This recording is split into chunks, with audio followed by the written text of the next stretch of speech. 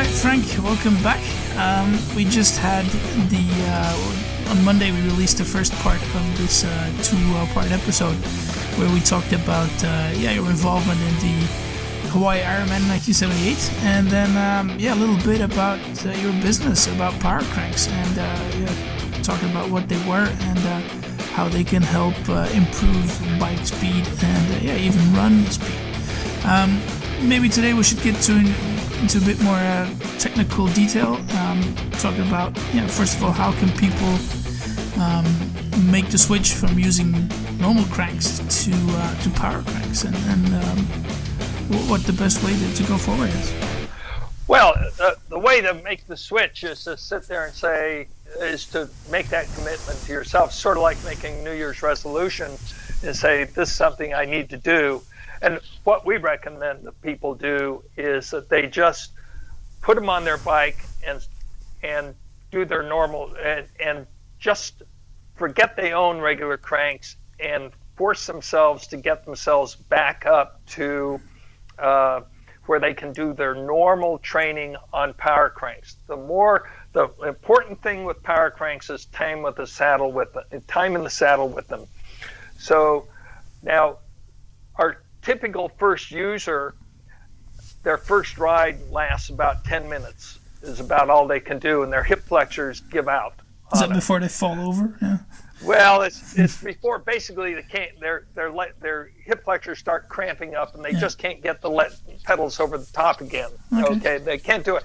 Now, if they get off the bike and rest for 5 minutes, they can go on for a little bit more, but basically they're very, very limited in how much time they can spend. They just got to stop and rest and let those muscles recover.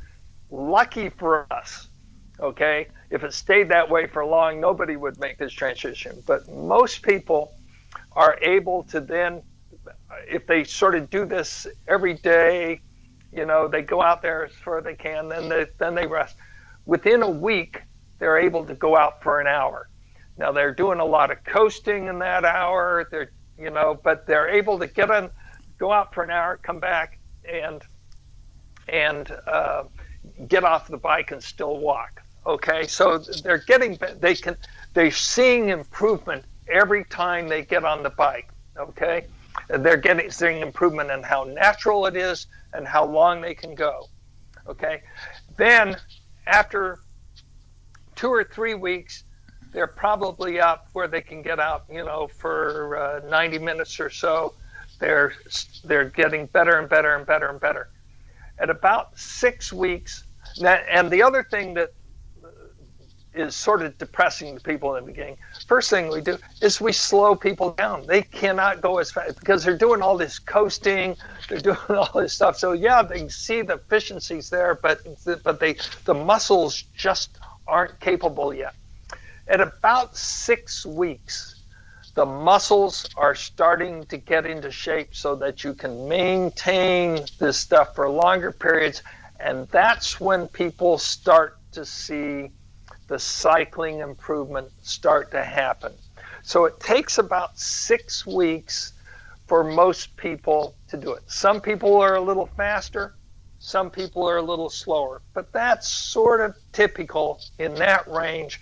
People are then starting to feel very, very comfortable on the bike. They don't think about the cranks anymore whatsoever, and they're starting to see that speed improvement that most people see. The other thing that happens, especially for the triathletes who are continuing to run some, they start seeing running improvement starting at about 3 weeks. So the running improvement tends to happen faster than the cycling improvement. That's probably because running is less stressful on the hip flexors than cycling is, and so, or at least proper cycling. And so as the hip flexors start to develop, it translates into running improvement before the muscles are ready to give you that cycling improvement. And then they just continue it. So it's just a matter is you've just got to do it, and the transition occurs naturally. Okay.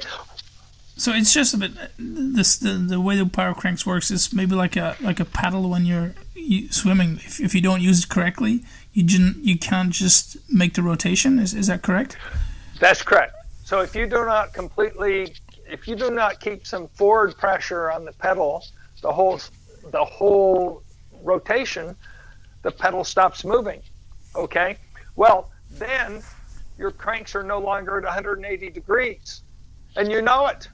So then you got to sort of fix it again. You pedal one leg and put them 180 again, and then you start going again. Now everybody thinks that's really hard. Oh, how do you put them 180? Well, it's easy. You know what it feels like. If you're not 50-50, you're sort of galloping down the street. It's very easy to do that because we've been pedaling with our cranks 180. We know what it feels like. The difficult part is sort of keeping them there, but you get this feedback because it feels, you fall out of 180, well, you don't like it. So you got to stop and fix it. And so your only real goal is to keep your cranks at 180, and as you do that, you're training the timing. And when they fall out of, you need feedback to change. And so when you're pedaling properly, you get the feedback that you are, because the cranks work like regular cranks. When you have a break in technique, you get that feedback because they stop working like regular technique. So the magic thing is basically the cranks are nothing more than a feedback device to tell you when you're pedaling properly and when you're not. Okay. So, and if you pedal properly, basically what you're doing is that your whole rotation is used just mainly for creating power and making the whole movement. Rotation is used for creating power, and not just pushing down. Let's say at least there's no negative power at anywhere in the rotation. Now there are some nuances, involved in what you can improve. We're now able to measure pedaling technique, and I've learned a lot about where the most gains are to be made, and people, I'm going to get a little technical here. People think all the power is coming down on the downstroke, and if you look at the studies, and they'll show all this force on the downstroke and nothing on the upstroke, and they say, oh, well, it's all pushing. Well, nothing can be further from the truth. The reason all of the power looks to be on the downstroke is because gravity adds to the downstroke the weight of the leg. So about half of the force you're seeing on the downstroke, on the pushing thing, is really due to the force of gravity from the weight of the leg. And that force came from the effort of the pulling up muscles putting potential energy and raising the leg on the backstroke. All right? Mm-hmm. So half of that downstroke work came from what happened on the upstroke. Now, it'll depend upon how much power you're putting out as to what the percentage is. If you're at 800 watts, well, half of it wasn't done on the upstroke necessarily. But anyhow, a fair amount of the downstroke force that you're seeing is coming from work that was done on the upstroke. And everybody does this, Almost everybody has, and we talk about circular pedaling. To me, circular pedaling is just divvying up the work around the entire circle. And almost everybody is pretty good, from about 2 o'clock to about 7 or 8 o'clock. So on the pushing down and pulling across the bottom, almost everybody is pretty good there. Where people lose all of their power, or where they're very inefficient in generating power, is that last half of pulling up but more going across the top.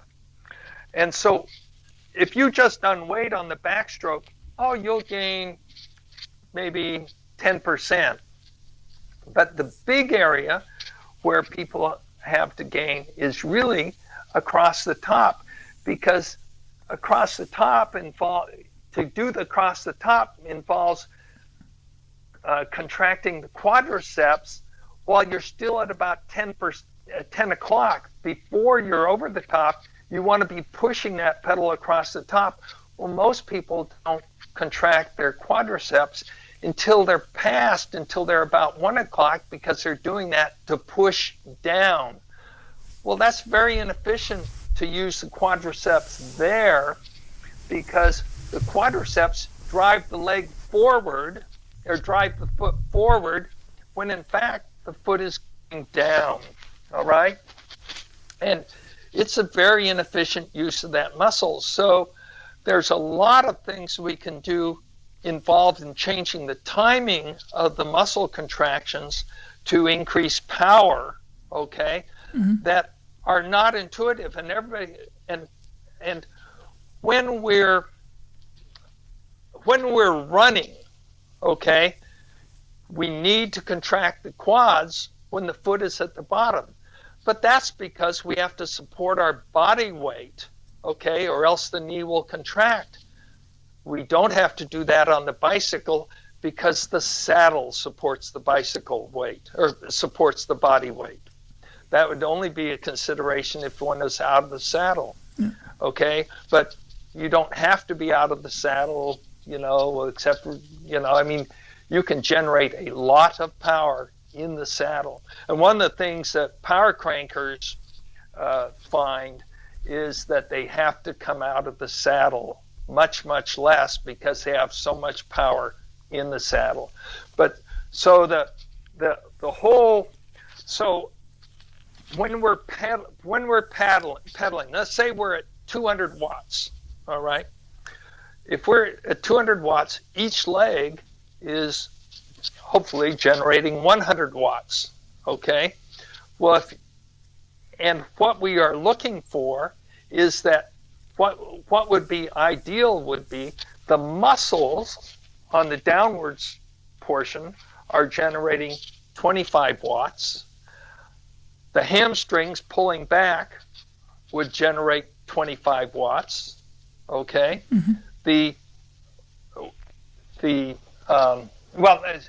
Excuse me.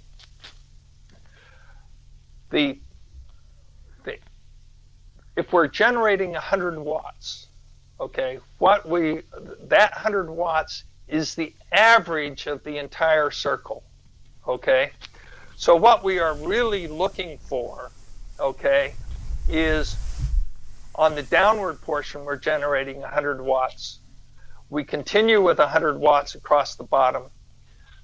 On the upward stroke, we generate 100 watts, and we generate 100 watts across the top. If we're weak on any of those segments, in order to generate 100 watts, we have to generate 110 or 120 or 130 watts in another segment, okay? Well, most people are pushing at 150 watts because they're doing 50 watts on the upstroke and 20 watts across the top, so they're very weak across the top and the bottom. Well, that's causing them to push harder. Well, that's fine, okay, as long as you're not overstressing those pushing muscles. But when you're at your maximum, the way you increase pushing is you've got to get into the fast twitch fibers. Well, the fast twitch fibers are not very efficient, and so you're losing efficiency if you do that. Plus, it's much. It would be. Would you rather try to, if you're trying to gain 5 watts, would rather try to increase your pushing muscles 20 watts, or increase all of the muscles just 5 watts? So balancing the work around the whole circle is a much more efficient way to generate power. The problem is, how do you learn how to do that? Well, PowerCranks is the first step, okay?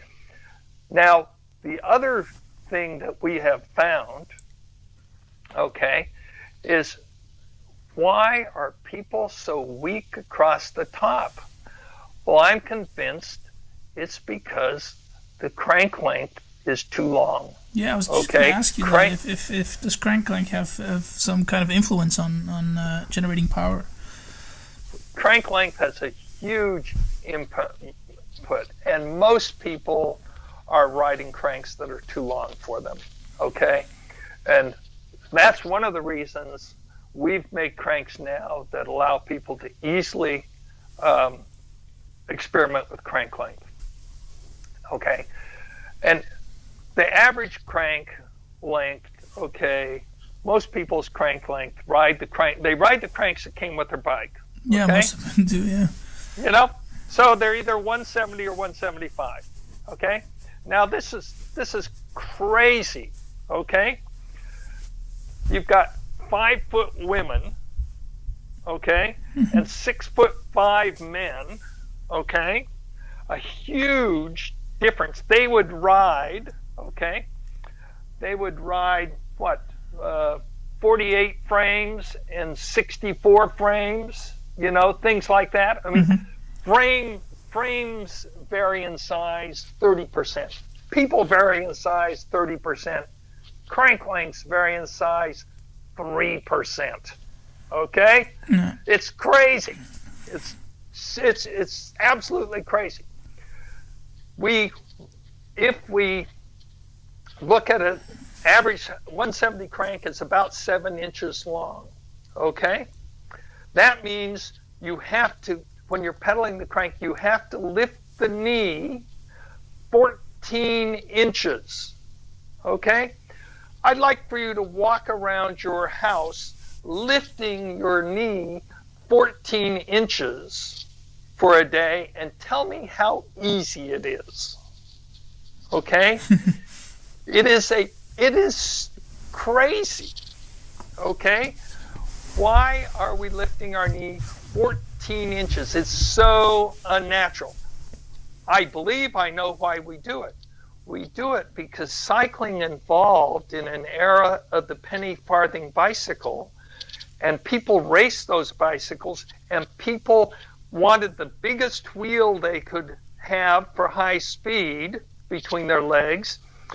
But in order to accelerate, they needed a long crank arm with that big wheel, and they learned to pedal with fairly long crank arms because they needed to accelerate, and that's how it developed. And so when the safety bicycle was developed, well, everybody rode this crank length.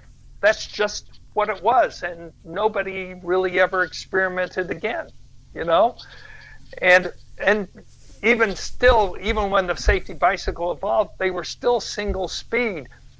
It's not until we have the ability to shift gears that now the leverage of the crank arm is less important, because if we have less leverage in the crank arm, we can adjust for that in the gearing of the bicycle. So and the other problem is that the longer the crank arm, the more you bend your knee, the less efficient it is.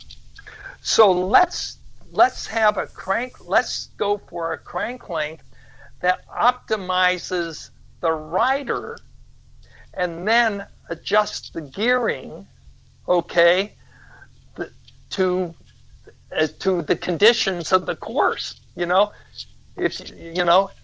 So we're telling people, look, we think you need to experiment with crank length to find out what's best for you. So there's no really set formula that you have to calculate ideal crank length? No. Okay.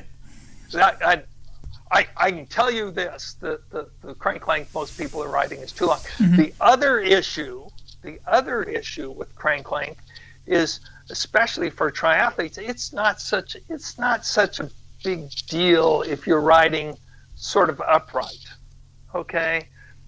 But if you're trying to get aerodynamic, unless you're a circus contortionist, you can't get flat and have your knee hit your chest and generate any power. People just aren't that flexible. There are a few people who can do it, but you look at the average triathlete riding down the road in their aero bars, and they look like a parachute. They look like they're trying to scoop air into their body. You know? Oh yeah, they're down a little bit, but they aren't really very aerodynamic. They need to get lower, but they can't because their knees are coming up so high. It's uncomfortable.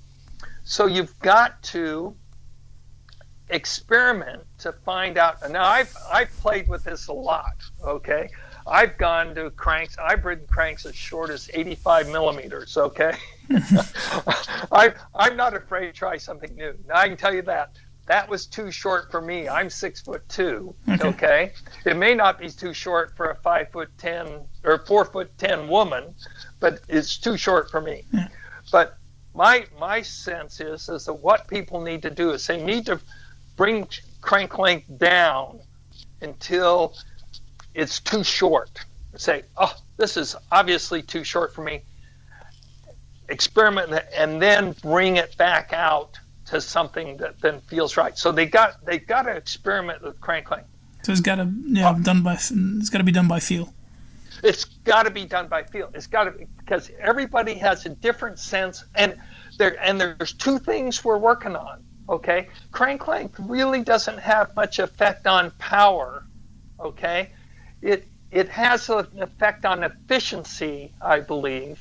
Okay, the studies show it's not a huge. You can generate pretty much the same power on a wide range of crank lengths. The big effect it has for most people is what it allows them to do aerodynamically. And for time trialing and triathlon, that is a big deal. Okay? Yeah. So if you're a cyclist and you're riding around the pack where aerodynamics doesn't make any difference, okay, fine. It's not going to make a big difference, okay? Mm-hmm. But if you're a time trialist or triathlete, man, it's important. Yeah. And most of our guys who have experimented, had taken this seriously and have experimented with this, have settled on crank lengths between 130 and 150. Okay, that's pretty. Okay, But but it's something that there is no formula. Okay, yeah. And the only way you've got to find out what's best for you. Mm-hmm. And that's why as soon as I figured this out, I said we need cranks where not only do we teach them how to pedal properly, but we're also going to allow them to experiment with crank length, and then and that's the case. And the other thing, the shorter the cranks are, the less you're bringing your knee up. Okay, you're not bending your knee as much, so your knee doesn't lose efficiency. It's easier to bring your knee across the top. It makes riding PowerCranks so much easier. In fact, we tell one of the people who buy our adjustable cranks when they start out with them, start with the cranks shorter because you'll adapt faster, because it's easier if you're only lifting the leg 10 inches instead of 14, 5,000 times an hour. That's a big deal, Yeah. So, and then you can go longer as your muscles adapt, and you can do the experimenting that way. But so with the PowerCranks, the first thing you got to do is get your basic endurance in. But it's easier if the cranks are a little shorter than they are longer, and then you can do the adaption. Okay, cool. Does that make sense? Yeah, it definitely does. Do people race with them, or do they usually use them for a training tool? Most of our customers use them as a training tool. We do have people who race on them. Okay, we've had people. Somebody just won a race. Won a big race, but I mean, we've had people. Now it's easier to race shorter races. I mean, you need the 5-hour endurance on them, But we had one pro race on him, and he had the fastest bike split, but he'd been injured and he didn't have a good run. He ended up coming in second in Ironman Canada, racing on PowerCranks. And he's now racing. He races on 145 cranks. Okay. So he's gone shorter and along those lines. But most of our customers go back to regular cranks for racing. But we do. We recommend that people train on PowerCranks as if they intended to race on them, so they could race on them. If you can race on PowerCranks, it probably doesn't matter what cranks are on your bike. If you can't race on PowerCranks, then you're probably going to tend to revert back to less efficient patterns as towards the end of the race when you start to get tired. Yeah. So we want you to be race capable. We don't really care whether you race on them or not. Some people find when they go back to regular cranks, they slow down, so they race on them. Okay. You touched on the subject before that, it doesn't only improve your cycling power and efficiency, but it also helps for your running. How did you first learn about that, and why is it? Well, I'll tell you what. I first learned about it. We heard customers kept calling us about running and stuff like this, and it didn't make any sense to me, And then one day, I got a phone call. All right, and it was Alberto Salazar. Okay, he was the world. I think he held the world marathon record at the time, and he was coaching then. And he started talking about PowerCranks and all the good stuff they would do for the runner. All right, and and he wanted to pair for his coaching practice, and I went, oh, okay. And then about 2 weeks later, a local guy who was injured, he had a patellar tendonitis and he was a sprinter. So here's Alberto Salazar, who's a marathoner. And this guy's a 100-meter guy. And he comes up and he's looking for a non-impact way of training for his running. And he comes up and he starts talking and using the same words and all the stuff about running that Alberto Salazar did. And running is running. It doesn't matter you're doing 100 yards or marathon. It's all about intensity. But he got on him and for his running training. And that year he did I think it was a 10.34 for the 100-meter dash at the age of 38, and set up an age group record or an age record for doing that. And so then, talking to these guys, it started to make sense, and so as to what to do. And what we're doing basically is the recovery portion in running is just as important as the push-off, And really what's important is leg turnover in running. Well, that requires good, strong hip flexors. It requires not overstriding, and one of the nice things about riding the bike is you tend to bring the foot down and you don't stick the foot out in front. And a lot of people, when they try to run fast, think they need to stick the foot out to increase their stride. And of course, all they're doing is overstriding and braking and risking injury doing that. So there's lots of good things that the coordination that occurs from riding the bike is very, very similar to the running coordination.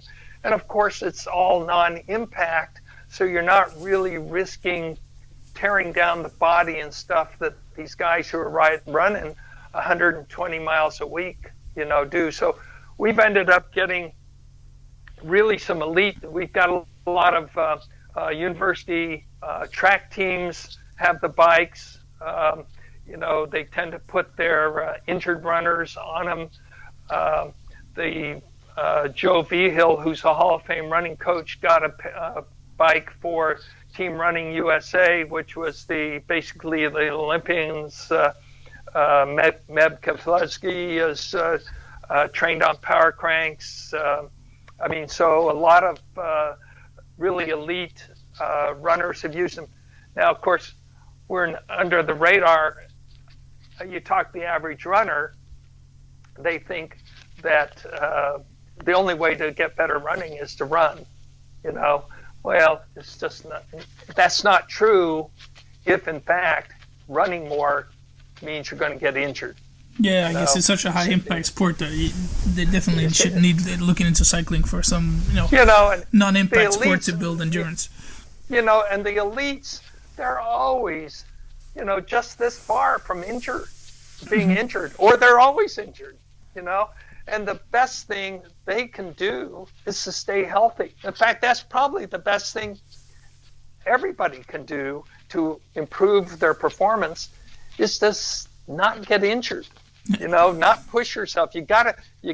There's this fine tune. Well, that's one thing that really PowerCranks helps people do, because, especially the guys who are running, because it's non-impact. Steve Larson. He was maybe the best example of this, because he was a national champion mountain biker here, and he got told about PowerCranks by Greg LeMond. And so he called me up, and he is national champion, so we sent him a pair. And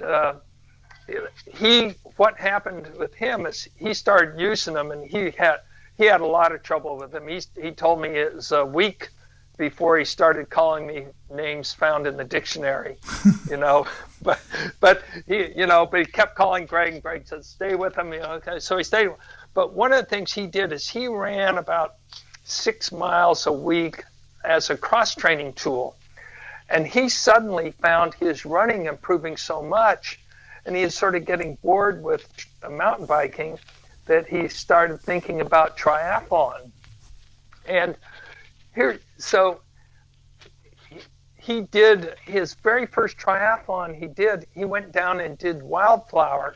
He didn't know a thing to expect. He wasn't swimming, he knew how to bike, but he didn't know how to run. He'd never run a half marathon before. He goes down and does Wildflower, takes it really easy, comes in fourth, amongst the pros, and he has, I forget, he had a pretty good time, but now he knew what to expect. So he then tries another half. He does Vineman half, and he does, so he knows how to push himself. He knows how to train. He comes in, he sets a course record, okay? Now this guy doesn't know, he's doing no swimming, okay? And basically those were his first half Ironmans. He'd never run more than 6 miles before. So we then get him into Ironman Lake Placid, okay? He's never run, those were the 2 longest runs he'd ever done. He goes and does Ironman Lake Placid, sets a course record again, and has I think a 2:52 marathon. And that's his first ever marathon, his first ever run beyond 13 miles, And we just sort of transformed him into a runner, and all he was doing was training on PowerCranks and doing this little bit of running. You don't have to run a lot to run well, especially if you're injury prone, Yeah. So, we tell people, if you're injury prone, you need to use PowerCranks more. If you're primarily a runner and you like running, Well, you're not going to ride power cranks a lot. But if you're injured all the time, you need to cut way back and use the power cranks to keep you healthy. They'll maintain your running fitness. You'll maintain your running fitness. You just need to run enough so that you are used to the pounding, you know? Mm-hmm. But you don't need to run a lot to run well. Okay. You know?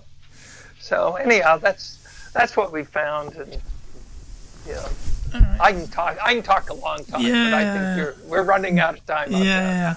But so basically, what it all comes down to is PowerCranks is definitely an essential training tool for every cyclist and triathlete out there. So just to finish things off, Frank, how can people get in touch with you, and where can people go if they want to give PowerCranks a try? Well, you can go to PowerCranks.com. Okay. It's a wordy website, but the stuff we talked about you'll find there.